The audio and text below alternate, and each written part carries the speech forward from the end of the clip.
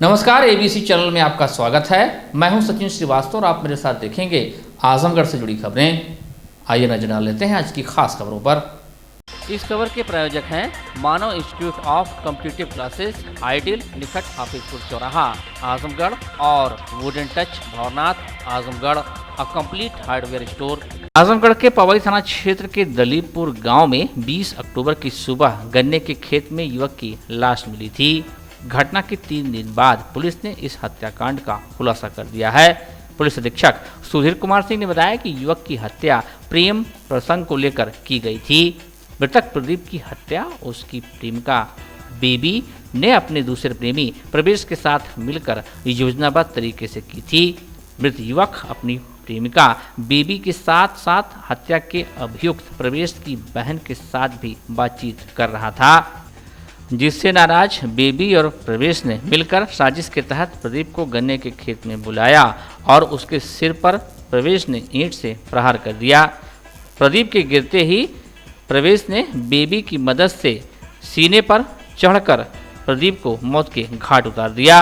Police ने हत्यारोपी प्रवेश कुमार निवासी दलीपपुर थाना पवई व बेबी निवासी दलीपपुर थाना पवई को गिरफ्तार कर लिया है। इनके पास से आला कत्ल ईंट का टुकड़ा भी बरामद किया गया। ये 20 तारीख को गन्ने के खेत में थाना पवित्र क्षेत्र के एक गांव के गन्ने के खेत में लाश मिली थी और इसकी पहचान प्रदीप के रूप में हुई थी। इसके गला दबाने का इसके जो प्राथमिक सिम्टम थे वो दवा कर हत्या की गई। हल्की फुल्की सिर पर चोट के निशान भी थे। इस संबंध में पुलिस द्वारा विवेचना शुरू की गई तो इसके मर्डर के सिलसिले में 2 लोग गिरफ्तार हुए हैं, एक पुरुष और स्त्री गिरफ्तार हुई है। इसमें प्रकरण ये सामने आया है कि ये जो दोनों पुरुष और स्त्री हैं ये पहले आपस में प्रेम प्रसंग इनमें था, बाद में मृतक के साथ उसका प्रेम प्रसंग हो गया। दूसरी चीज़, एक तो कारण ये था और दूसरा कारण ये था कि जो मृतक है उसकी ये मृतक जो है वो अभियुक्त की बहन से भी बात करता था। उसे शक था कि ये मेरी बहन से भी इसका प्रेम प्रसंग चल रहा। इन 2 कारणों को लेकर उसके द्वारा अपनी प्रेमिका के माध्यम से खेत में बुलाया गया, ईंट से वार किया। जब ये गिर गया तो जो इसकी प्रेमिका है, जो दूसरी अभियुक्ता है, उसने इसका दोनों हाथों से गला दबाकर हत्या कर दी। तो ये पूरा प्रकरण है, इसका खुलासा हुआ है। दोनों सैमसंग के जो दोनों मोबाइल्स थे मृतक के, वो दोनों बरामद हो गए हैं और जो ईंट का टुकड़ा था जिससे उन्होंने वार किया था वो भी बरामद हो गया। पूरे का पटक्षेप हो गया है और अब इसमें कोई कार्रवाई शेष नहीं। दोनों अभियुक्तों को जेल भेजा जा रहा है। ठीक है। आजमगढ़ के निजामाबाद थाना क्षेत्र में शराबी पति ने शराब पीने के लिए पत्नी के पैसा न देने पर उसकी हत्या कर दी। सूचना के बाद मौके पर पहुंची पुलिस ने शव को कब्जे में लिया और औपचारिक कार्रवाई के बाद पोस्टमार्टम के लिए भेज दिया। एसपी ने बताया कि मामले में मुकदमा दर्ज कर लिया गया है और आरोपी को गिरफ्तार भी कर लिया गया है। यह उसकी दूसरी पत्नी थी। आशंका है कि तकिया या हाथ से मुंह दबाकर हत्या की गई है। मेहनगर थाना क्षेत्र के भटका सोनपुर का रहने वाला सुरेंद्र प्रजापति अपनी पत्नी और बच्चों के साथ निजामाबाद क्षेत्र के शीतला धाम रोड के समीप पुरानी तहसील के अंदर किराए का कमरा लेकर रहता था। सुरेंद्र प्रजापति को शराब पीने की लत लग गई थी, जिसके कारण सुरेंद्र अपनी पत्नी से शराब पीने के लिए हमेशा रुपया मांगता था। जब पत्नी शराब पीने के लिए रुपया नहीं देती थी तो आए दिन उसकी पिटाई करता था। गुरुवार की रात सुरेंद्र ने पत्नी से शराब पीने के लिए रुपया मांगा। पत्नी ने रुपया देने से इनकार कर दिया तो सुरेंद्र ने पत्नी सुनीता प्रजापति का गला घोंटकर हत्या कर दी और दूसरे कमरे में जाकर सो गया। हत्या की खबर पाकर थाना प्रभारी शिवशंकर सिंह मौके पर पहुंचे और उन्होंने छानबीन शुरू कर दी, जिसके उपरांत मौके पर ही पति सुरेंद्र मिल गया, उसे गिरफ्तार कर लिया गया। बिल्कुल आरोप ठीक है। एक पति ने अपनी पत्नी की हत्या कर दी है और वो किराए का मकान लेकर निजामाबाद में रहता था। उसकी ये दूसरी वाइफ थी और पहली और इसे शराब पीता था। शराब के नशे में इनमें कई दिन से झगड़ा चल रहा था और रात्रि में इसने उसका मुंह दबाकर, चाहे तकिए से दबाया हो चाहे हाथ से दबाया हो, उसे उसकी हत्या कर दी। इस संबंध में सूचना भी प्राप्त हुई थी और वो सूचना सही पाई गई। अभियुक्त गिरफ्तार किया गया है और अभियुक्त ने अपना जुर्म कबूल किया है। आजमगढ़ के दीवानी कचहरी के अधिवक्ता शशि राजभर निवासी ग्राम ताड़ी थाना जहानागंज की 21 अक्टूबर को कचहरी से घर वापस जाते समय जहानागंज के सेवटा गांव के पास अज्ञात वाहन की चपेट में आने से मौत हो गई थी। अधिवक्ता के परिजनों और साथी अधिवक्ताओं का आरोप है कि शशि की मौत सड़क दुर्घटना में नहीं हुई है, उसकी सुनियोजित तरीके से हत्या की गई है। शुक्रवार को दीवानी न्यायालय के अधिवक्ताओं ने कार बहिष्कार करते हुए कचहरी के सामने चक्का जाम कर शशि के हत्यारों को गिरफ्तार करने व उनके परिवार वालों को 50 लाख रुपए की आर्थिक मदद की मांग किया। इस दौरान अधिवक्ताओं की पुलिस से हल्की झड़प भी हुई। घटना की सूचना मिलने के बाद मौके पर पहुंचे एसपी सिटी पंकज कुमार पांडे के हस्तक्षेप के बाद जाम समाप्त हुआ। अधिवक्ताओं के निशाने पर जहानागंज थाना अध्यक्ष ज्ञानू प्रिया रहीं। उनके खिलाफ जबरदस्त नारेबाजी की गई। हमारी मांगे पूरी हो, हमारी मांगे पूरी हो। ज्ञानू प्रिया को बर्खास्त करो, ज्ञानू प्रिया को बर्खास्त करो, ज्ञानू प्रिया को बर्खास्त करो, ज्ञानू प्रिया को बर्खास्त करो, ज्ञानू प्रिया को बर्खास्त करो, ज्ञानू प्रिया को बर्खास्त करो। इस दौरान अधिवक्ताओं ने कहा कि जहानागंज थाना अध्यक्ष ज्ञानू प्रिया को तत्काल हटाया जाए, जिससे कि मामले की निष्पक्ष जांच हो सके। आज हमारे एक भाई की हत्या हो गई है, जिसको एसओ जहानागंज जो है वो एक्सीडेंट में जो है तब्दील करना चाहती हैं। क्राइम नंबर बड़े दबाव के बाद कल 3 बजे के बाद क्राइम नंबर 224/2001 दर्ज किया गया। वो तरमीम कर करके एक्सीडेंट करना चाहती हैं। पहली मांग मेरी है कि तुरंत अविलंब जो है ज्ञानी प्रिया को हटाया जाए वहां से, और तेज तर्रार कोई जो है इंस्पेक्टर वहां नियुक्त किया जाए जो निष्पक्ष विवेचना करे। दूसरी मांग है उनके परिवार को 50 लाख रुपया मुआवजा दिया जाए। तीसरी मांग है, तीसरी मांग है एसपी साहब तो कह दो मिलने यहीं हमको वहां खड़े।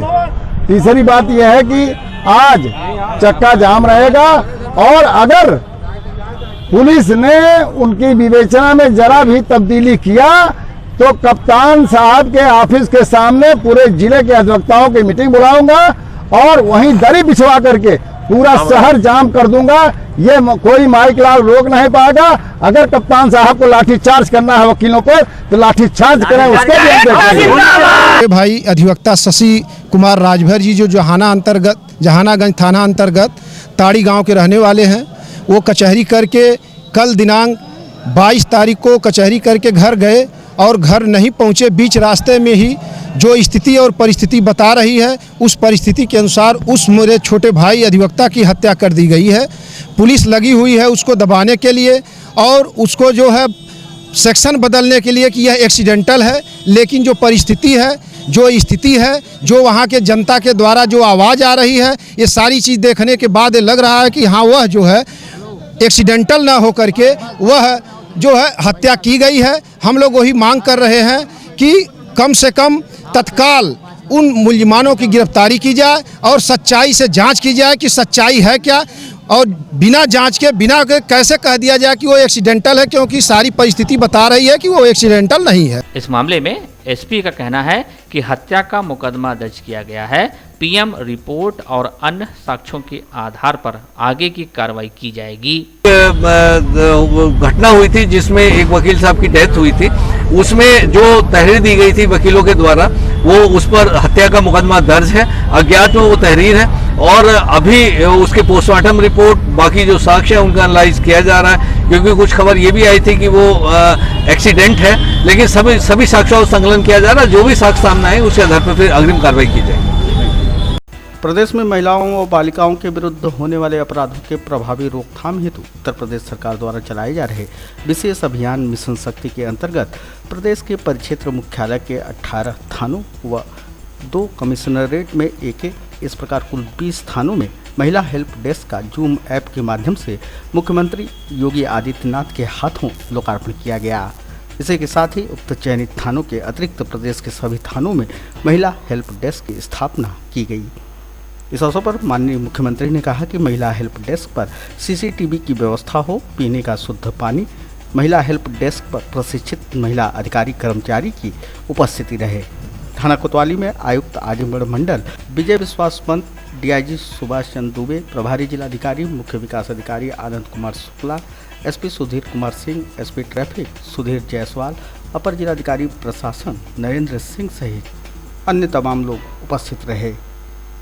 उप जिलाधिकारी मेनगर प्रियंका प्रियदर्शी और महिला संगठनों के प्रतिनिधियों द्वारा कोतवाली थाने में स्थापित आगंतुक कक्ष का फीता काटकर शुभारंभ किया गया। महिला थाना कोतवाली में स्थापित महिला हेल्प डेस्क का शुभारंभ शारदा सिंह पूर्व प्रधानाचार्य अग्रसेन महिला महाविद्यालय के द्वारा किया गया। इस अवसर पर महिलाओं ने उत्पीड़न रोकने व महिलाओं के प्रति अच्छा व्यवहार करने पर उप जिलाधिकारी मेनगर प्रियंका प्रियदर्शी व महिला संगठनों द्वारा 10 महिला आरक्षियों को प्रशस्ति पत्र देकर सम्मानित किया गया, जिसमें महिला एसओ कोतवाली खुशबू त्रिपाठी, महिला आरक्षी शैल त्रिवेदी, नीलम मिश्रा, समा अरफीन, उषा देवी, अंशु यादव व अनीता कुमारी शामिल हैं। डीआईजी सुभाष चंद्र दुबे ने कहा कि आज प्रदेश के सभी जनपदों के सभी थानों में महिला हेल्प डेस्क की स्थापना की जा रही है। थाना कोतवाली में महिलाओं के लिए आगंतुक कक्ष व महिला हेल्प डेस्क की स्थापना हुई है। यह महिला हेल्प डेस्क प्रतिदिन 24 घंटे सक्रिय रहेगा।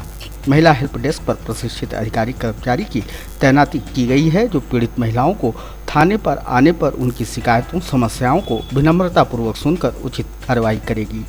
महिला हेल्प डेस्क के स्थापित हो जाने से महिलाओं को अपनी शिकायतों समस्याओं को बताने में कोई संकोच नहीं होगा।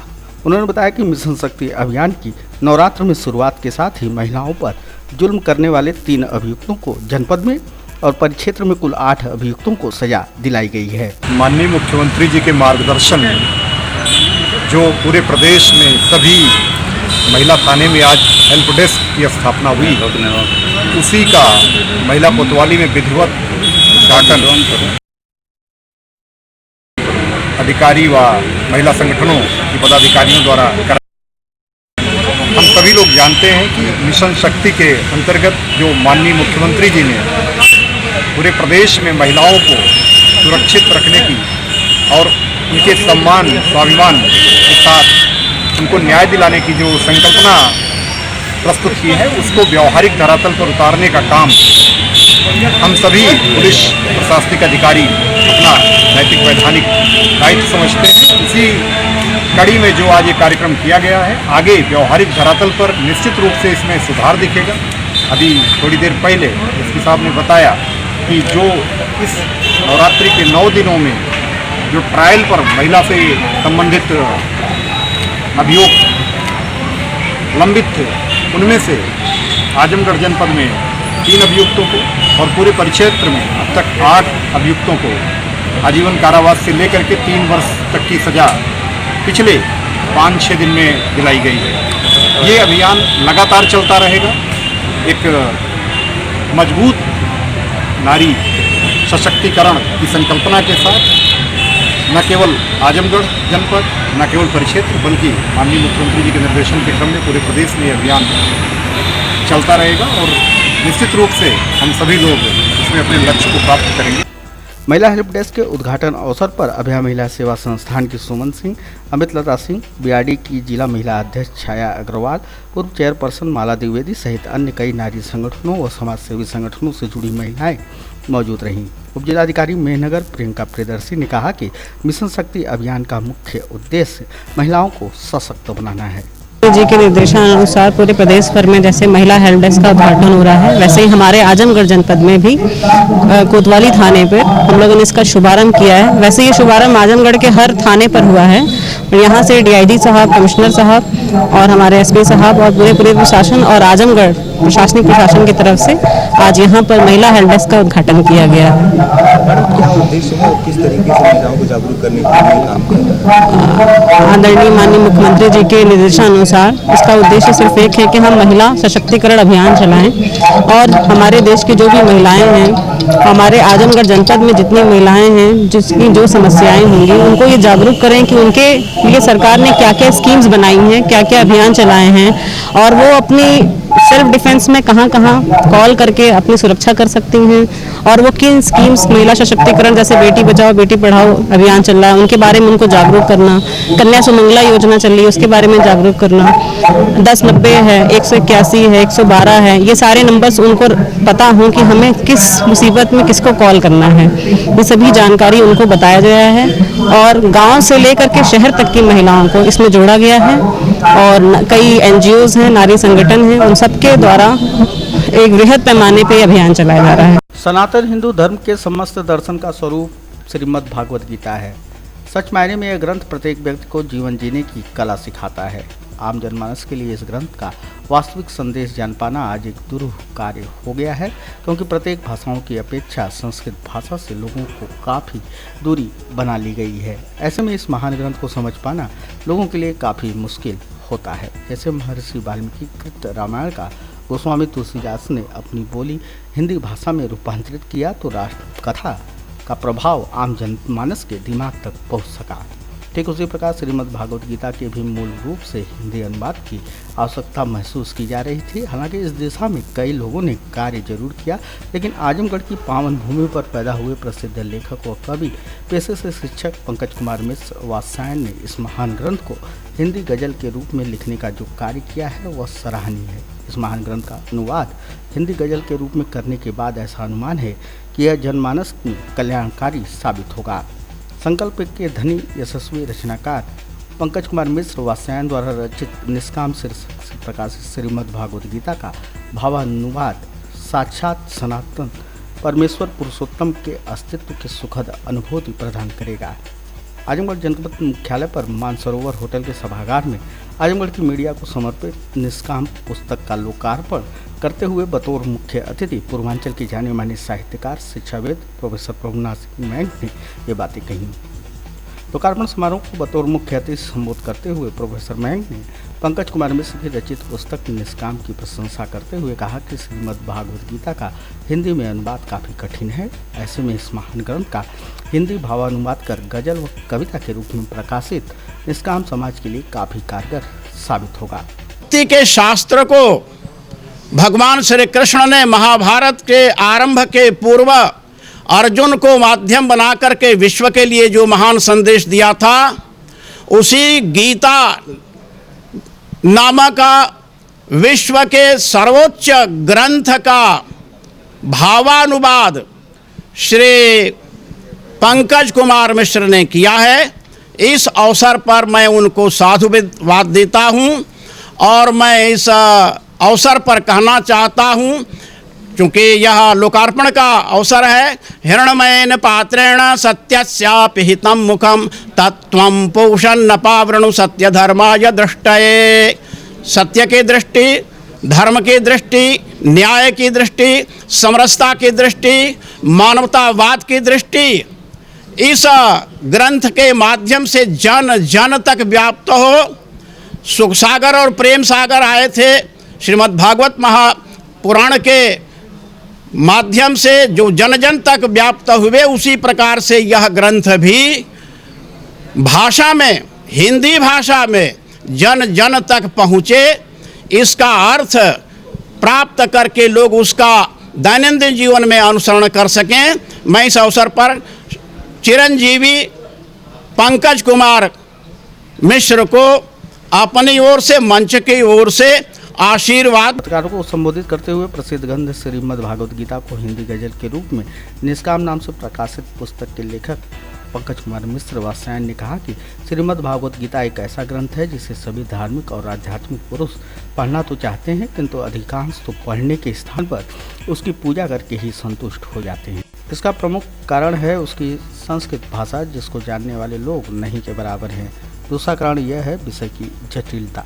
श्रीमद् भागवत गीता ऐसा ग्रंथ है जिसे थोड़े में बहुत कुछ कहने का प्रयास किया गया है। इसी वजह से इस ग्रंथ को समझने में काफ़ी कठिनाई होती है। उन्होंने इस ग्रंथ के 700 श्लोकों का यथास्वरूप गजल में प्रस्तुतिकरण कर इसे सहज बनाने का प्रयत्न किया है। उन्होंने बताया कि उनके प्रयास को जनमानस का पूरा प्यार व सहयोग प्राप्त हो रहा है। पहले दिन ही अमेजन पर इसकी 98 प्रतियाँ बिक गई हैं। श्रीमद् भगवत गीता का हिंदी गजल में यथारूप प्रस्तुतिकरण है, प्रकटन है। ये श्रीमद् भगवद गीता के जो 700 श्लोक हैं उनको 700 द्विपदियों में मैंने परिवर्तित किया है और हर अध्याय के शुरू में और अंत में एक एक द्विपदी अपनी तरफ से मैंने कहने का प्रयास किया है कि वो अध्याय किस पर आधारित है और बात आगे फिर कहाँ जाएगी।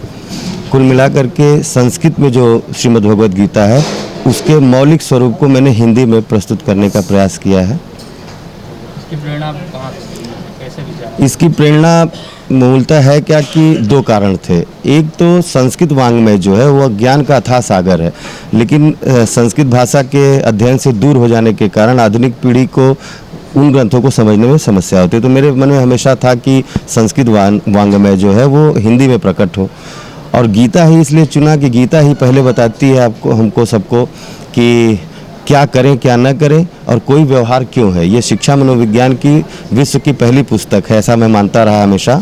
तो मैंने कहा कि शुरुआत यहीं से होगी, यद्यपि आगे और भी कुछ काम हैं, लेकिन संस्कृत वाङ्मय के प्रतिनिधि के रूप में मैंने श्रीमद् भगवद गीता को चुना है। कैसा रिस्पांस मिल रहा है? बहुत बढ़िया रहा।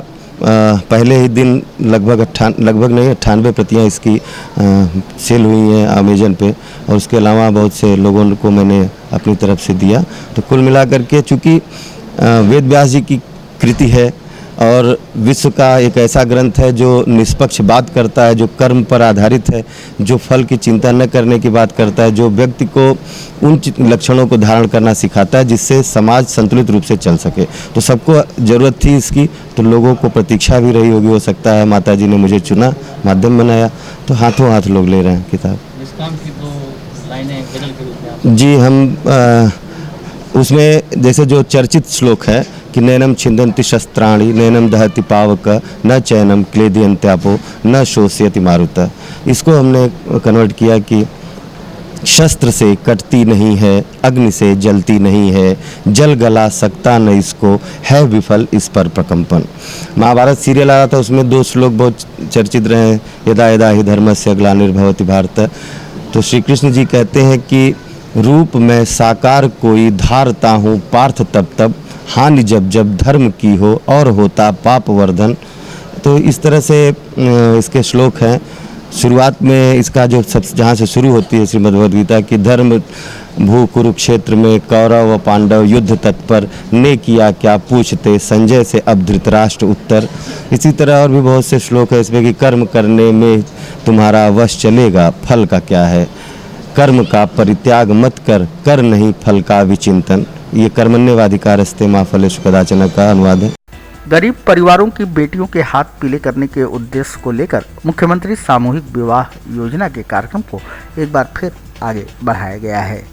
योजना के अंतर्गत गरीब परिवारों की बिटिया की शादी के लिए अनुदान के रूप में 20,000 रुपये की आर्थिक सहायता प्रदान की जाएगी। शुक्रवार को एडीएम प्रशासन नरेंद्र सिंह ने वीडियो, एडीओ और जनप्रतिनिधियों के साथ यह बैठक कर लोगों को जागरूक करने, योजना का ज़्यादा से ज़्यादा प्रचार प्रसार करने की अपील की। इस दौरान अपर जिलाधिकारी ने बताया कि नगरीय क्षेत्रों में 56,406 रुपये और ग्रामीण क्षेत्रों में 46,080 रुपये वार्षिक आय वाले योजना के अंतर्गत पात्र होंगे। शादी अनुदान का लाभ पाने के लिए ऑनलाइन आवेदन किसी भी जन सुविधा केंद्र से किए जा सकेंगे। ऑनलाइन आवेदन की हार्ड कॉपी खंड विकास अधिकारी अथवा उप जिलाधिकारी कार्यालय में जमा करनी होगी। शादी की तिथि से 3 महीने पूर्व और उसके 3 महीने बाद तक आवेदन किया जा सकता है। ये शादी अनुदान योजना के तहत जो गरीब परिवारों को लोग होते हैं, उनके बच्चों की शादी के लिए जो अपने गरीब हैं, संसाधनों से शादी नहीं कर पाते हैं, तो गवर्नमेंट की तरफ से शादी अनुदान योजना है, जिसके तहत सभी वीडियो जनप्रतिनिधियों को बुलाया गया था कि लोगों में प्रचार प्रसार करें और शासन से धनराशि प्राप्त हुई है तो उससे जो पहले आवेदन करेगा उसको पहले मिलेगा, उस हिसाब से मिलेगा। तो ये अधिक से अधिक लोगों को चिन्हित कर लें, उनके ऑनलाइन फॉर्म भरवा दें और उसको स्वीकृत करके जिससे उनको लाभार्थियों को दिया जा सके। मानक इसमें जो है नगरीय क्षेत्र में 56,000 की आय है और ग्रामीण क्षेत्र में जो है 46,000 की जो वार्षिक आय वाले गरीब परिवार हैं, और उसमें लड़की की उम्र 18 वर्ष से अधिक होनी चाहिए और लड़के की उम्र 21 वर्ष से अधिक होनी चाहिए। और गरीब परिवार हैं और सक्षम हैं, शादी अपने संसाधनों से नहीं कर पाते हैं, तो उनके लिए फार्म भर के वो अपना वो शादी करा सकते, शादी के लिए कर। इसमें ये है, शादी के जब शादी की तिथि नियत है उसके 3 महीने पहले अप्लाई कर सकते हैं और शादी होने के बाद भी 3 महीने बाद तक अप्लाई कर सकते हैं। उनको 20,000 रुपये की धनराशि सरकार द्वारा उनके सीधे खाते में भेजी जाएगी। नहीं, इसमें पैसा दिया जाता है। Wooden touch Bhawarnath Azamgarh, a complete hardware store. हमारे यहाँ branded plywood, flush door, designer door, PVC door, 4 mica, fancy hardware, kitchen की चिमनी एवं मॉड्यूलर किचन की एक्सक्लूसिव रेंज उपलब्ध। अपने आशियाने में लगाइए 4 चांद, पहुंचिए वुडन टच भवरनाथ आजमगढ़। प्रतियोगी परीक्षाओं की तैयारी कर रहे युवाओं को अब महानगर जाने की जरूरत नहीं। आपके शहर आजमगढ़ के हाइडिल निकट हाफिजपुर चौराहा में खुल गया मानव इंस्टीट्यूट ऑफ कॉम्पिटिटिव क्लासेस, जहां ऑनलाइन ऑफलाइन माध्यम से bank, railway, SSC, UP, PCL, CET, UPSI, NTPC and foundation की तैयारी कराई जा रही है। कहीं भी कभी भी 24 घंटे मानव इंस्टीट्यूट की क्लास से जुड़कर अपने भविष्य के सपने को कीजिए साकार। एडमिशन के लिए जल्द संपर्क करें